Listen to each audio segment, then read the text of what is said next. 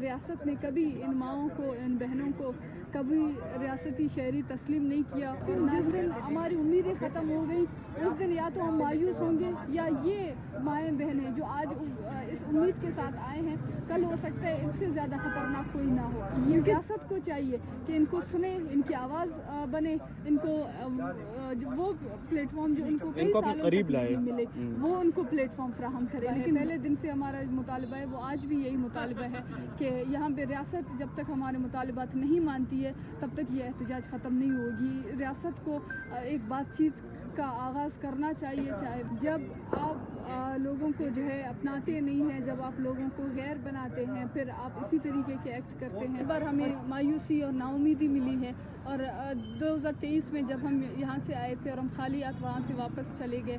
बिस्मिल्लाहिर्रहमानिर्रहीम, अस्सलाम वालेकुम नाज़रीन। इस वक्त यहाँ पर मौजूद है F6 में, और F6 में आपको इल्म होगा कि यहाँ पर लापता अफराद की जो लवाहिकीन है वो यहाँ पे सरापा एहतजाज है। जो बलूच यकजहती कमेटी की जितने भी रहनुमाओं को गिरफ़्तार किया था उनकी गिरफ़्तारियों के ख़िलाफ़ इनका आज 23वां रोज़े के जो यहाँ पर बैठे हुए हैं और सरापा एहतजाज है। और अपने लोगों के लिए यहाँ पर इस्लामाबाद के जो मुक़्तदिर हलके हैं उनसे भी इंसाफ मांग रहे हैं। जो इस वक्त की हुकूमत है उन लोगों से भी इंसाफ मांग रही है। मेरे साथ इस वक्त जो है समीदीन बलोच साहिबा मौजूद है, उनसे गुफ्तगू करेंगे। अस्सलाम वालेकुम। मुझे सबसे पहले ये बताइएगा कि सबसे पहले तो आप पे कुछ तनकीद भी हुई है सोशल मीडिया पे कि समीदीन बलोच जो है वो 22 रोज़ यहाँ पर जब एहतजाज इनका जारी था, समीदीन बलोच यहाँ पर एहतजाज में नहीं थी, वजह क्या है? जी देखें, मैं रोज़ अव्वल से आना चाहती थी और ये हमारे तंजीम का फ़ैसला था कि मुझे फ़िलहाल रुकना है, नहीं जाना है। तो हमारी ज़ाहिर सी बात है, हम एक तंजीम के पाबंद हैं और हमारी जब भी ऑर्गेनाइजेशन हमारे लिए डिसीजन लेगी हम तब एक्ट में आएंगे। तो इस बात में कोई वो नहीं है, दोहराए नहीं है कि हम ये हमारा ही एहतजाज है और हम रोज़ अव्वल में इसके साथ रहे हैं। मैं इन पर्सन भले मैं यहाँ पे नहीं रही हूँ लेकिन हम यहीं पे रहे हैं, हम यहीं पे इस कैंप को चला भी हम रहे थे। तो अभी मैं उसमें कोई मसला नहीं है। मुझे बताइएगा कि यहाँ पर इनके आज 23 दिन इनके कंप्लीट हो गए, यहाँ पर ये लोग एहतजाज कर रहे हैं। इसके बीच में बारिश भी आई है, इनके टेंट को भी इनसे वो छीना गया, इनको टेंट भी लगाने नहीं दिया गया। प्रेस क्लब के सामने ये लोग एहतजाज कर रहे थे, फिर इनको यहाँ पे शिफ्ट किया गया। अब जो है ये पेट्रोल पंप वालों ने भी इन पे अदालत में गए हैं। मुझे बताइएगा क्या कहना चाहेंगे कि ये जो चीज़ें चल रही है बतौर बलूच यकजहती कमेटी के रहनुमा क्या कहना चाहेंगे और इन लोगों को क्या पैगाम देना चाहेंगे? देखें, जो कौम मज़लूम होता है आप उसको आपके शहर में, आपके घरों में जगह नहीं बल्कि आपके सड़कों पर भी उसको जगह नहीं होगा। और यही वजह है कि बलूचिस्तान के आए मज़लूम वो लवाहिकीन जो सिर्फ़ और सिर्फ यहाँ पे इंसाफ के मुतालबा लिए यहाँ पे आए हैं और अपने लोगों की जो असीर रहनुमा हैं उनकी बाजियाबी, उनकी रिहाई के लिए, और जो जबरी तौर पर गुमशुदा अफराद हैं उनकी बाजियाबी के लिए यहाँ पे आए हैं। जब आप लोगों को जो है अपनाते नहीं हैं, जब आप लोगों को गैर बनाते हैं, फिर आप इसी तरीके के एक्ट करते हैं। और यही वजह है कि रियासत ने कभी इन माओं को, इन बहनों को कभी रियासती शहरी तस्लीम नहीं किया और ना ही कभी उनके बुनियादी हकूक़ उनको दिए। यही वजह है कि ना उनको बजाय इसके कि उनको जो है यहाँ पे पार्लियामेंट में, यहाँ पे इनके जो रेस्टिंग हाउस हैं वहाँ पे उनको जगह मिलती, बल्कि बीच सड़क पे, चौराहे पे भी उनको एहतजाज करने की इजाज़त नहीं मिली, सिर्फ इस वजह से क्योंकि वो बलूचिस्तान से आए हैं। रियासत, ये बेगानगी का जो ताल्लुक़ है ये ख़ुद रियासत पैदा कर रही है। हम बारहा इस्लामाबाद की तरफ देखते हैं, हम बारहा इस्लामाबाद की जानिब आते हैं इस वजह से कि हमें हमारी चंद उम्मीदें वाबस्ता हैं। मैं समझती हूँ जिस दिन हमारी उम्मीदें ख़त्म हो गई उस दिन या तो हम मायूस होंगे या ये माएँ बहनें जो आज इस उम्मीद के साथ आए हैं, कल हो सकता है इससे ज़्यादा ख़तरनाक कोई ना हो। क्योंकि जब तक उम्मीद है तब तक आपकी उम्मीदें वाबस्ता हैं, तब तक आप इंसाफ का मुतालबा करते हैं। आज ये लोग इस रियासत को, इसकी आइन और कानून को मानते हैं, तभी वफाकी दारुल हुकूमत में आए हैं, यहाँ पे इंसाफ का मुतालबा कर रहे हैं। अगर इन्हें यकीन नहीं होता, अगर इन्हें इनकी उम्मीदें वाबस्ता नहीं होती तो ये कभी यहाँ पे नहीं होती। ये रियासत को चाहिए कि इनको सुने, इनकी आवाज़ बने, इनको वो प्लेटफॉर्म जो उनको कई सालों तक नहीं मिले वो उनको प्लेटफॉर्म फराहम करे। लेकिन रियासत इसके बिल्कुल बरक्स कर रही है और इसके जो नतीजे भी यही हैं जो बलूचिस्तान में आपको आए रोज़ देखते आ रहे हैं। इसके हवाले से भी सवाल करना चाहूँगा, लेकिन उससे पहले मुझे ये बताइएगा कि آپ ابھی آئی ہیں اور یہ لوگ تقریباً 23 دنوں سے یہاں پر موجود ہے. آپ کو کوئی نیا لائحہ عمل یا اس طرح کی کوئی چیزیں آپ لوگ کر چکے ہیں کہ آگے آپ لوگ کیا کریں گے؟ جی دیکھیں، جس دن یہ فیملیز کوئٹہ سے اسلام آباد آئے اس دن ہمارا ایک ہی جو الٹیمیٹ گول تھا، یا ہمارا جو ہے کہ ہم یہاں پہ آ کے ہم جو چیز ہمارے مطالبات کیا ہوں گے، تو اس میں ایک ہی چیز تھا کہ یہ ریاستی نمائندے، مقتدر ادارے وہ آئیں اور ان لواحقین سے بات کریں، ان کی آواز سنیں اور ان کے مطالبات سنیں. اور یہی وجہ ہے کہ آج 23 دن ان کو مکمل ہوئے ہیں، لیکن ابھی تک ریاستی اداروں کی جانب سے یا مقتدر حلقوں کی جانب سے کوئی نہیں آیا ہے.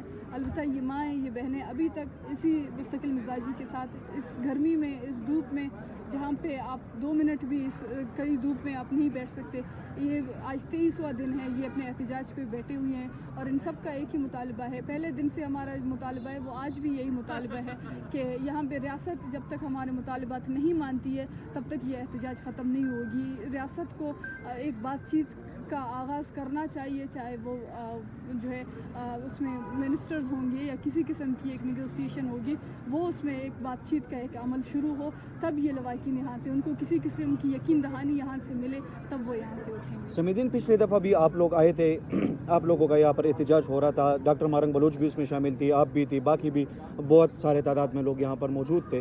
اب اس دفعہ جو ہے تعداد بھی لوگوں کی کم ہے، لیکن اب جب دوسری دفعہ یہ لوگ واپس جب بلوچستان جائیں گے، یہ کیا پیغام لے کے جائیں گے؟ دیکھیے، بلوچستان یہ مائیں، یہ بہنیں، یہ ایک امید لے کے آئی تھی، اور پچھلی دفعہ بھی جب بھی ہم اسلام آباد کی طرف آئے ہیں اور ہر بار ہمیں مایوسی اور نا امیدی ملی ہے.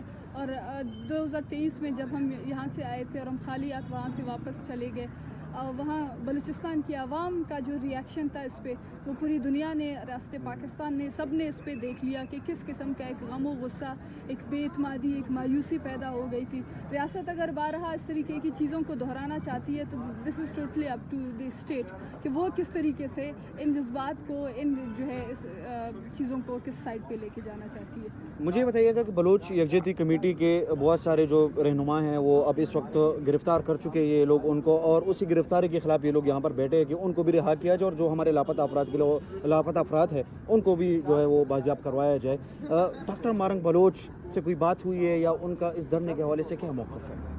جی دیکھیں، یہ دھرنے کا فیصلہ تنظیم کی جانب سے یا جو اسیر رہنما ہیں ان کے لواحقین کی جانب سے ہوا ہے، اور جو ہے اس میں جیل میں صرف ان کے فیملی ممبرز کو اجازت ہے کہ وہ جا کے ان سے ملیں، اس کے علاوہ کسی اور شخص کو اجازت نہیں ہے. البتہ ان کو اس چیز کا علم ہے کہ یہاں پہ ان کی رہائی کے لیے احتجاجی دھرنا جاری ہے، لیکن یقیناً وہ اس بات پہ نہ صرف خوش ہوں گے بلکہ انہوں نے ان کے جو توقعات ہیں اپنی قوم سے، اپنے لوگوں سے، کہ وہ جیل میں ہوتے ہوئے بھی ان کی قوم، ان کے لوگ ان کی آواز بنیں گے. اور میں سمجھتی ہوں کہ یہ احتجاج ان کے ایکسپیکٹیشنز کے مطابق ہے، جس طریقے سے وہ ایکسپیکٹیشن رکھتے ہیں یا وہ جو امیدیں، توقعات وابستہ ہیں اپنے لوگوں سے، اپنے عوام سے. یہی وجہ ہے کہ لوگ یہاں پہ موجود ہیں اور ان کی بازیابی کا مطالبہ کر رہے ہیں، ان کی رہائی کا. سمیدین، آخری سوال کرنا چاہوں گا کہ ابھی تک یہ لوگ جب تک یہاں پر ابھی بیٹھے ہیں، ابھی تک کوئی حکومت کا کوئی نمائندہ یا کوئی اسٹیٹ کی طرف سے کوئی ایسا ریپریزنٹیٹو جو ان سے بات چیت کر سکے، نیگوسیشنز کر سکے، ابھی تک کوئی بندہ ان کے پاس نہیں آیا. کیا کہنا چاہیں گے؟ ان لوگوں کو کیا پیغام دیں گے؟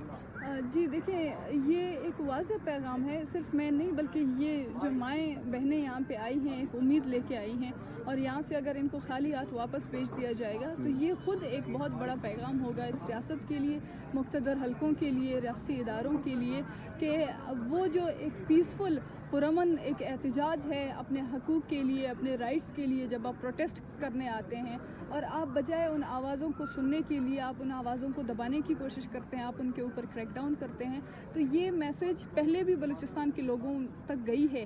یہی وجہ ہے کہ بلوچستان میں انسرجنسی زور و شور سے بڑھتی جا رہی ہے. لوگوں نے پرامن احتجاج کے بجائے انہوں نے بندوق کا راستہ اختیار کیا ہے. آج وہ ریاست مخالف کھڑے ہیں.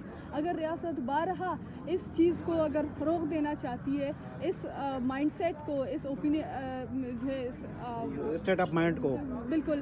तो ये this is up to state कि वो किस तरीके से वो करना चाहती है इस चीज़ को। माजी में इस तरीके की चीज़ें हुई हैं जिसकी वजह से आज बलूचिस्तान जो है बाकी शहरियों के लिए, बाकी अक़वाम के लिए एक नो गो एरिया बन चुका है।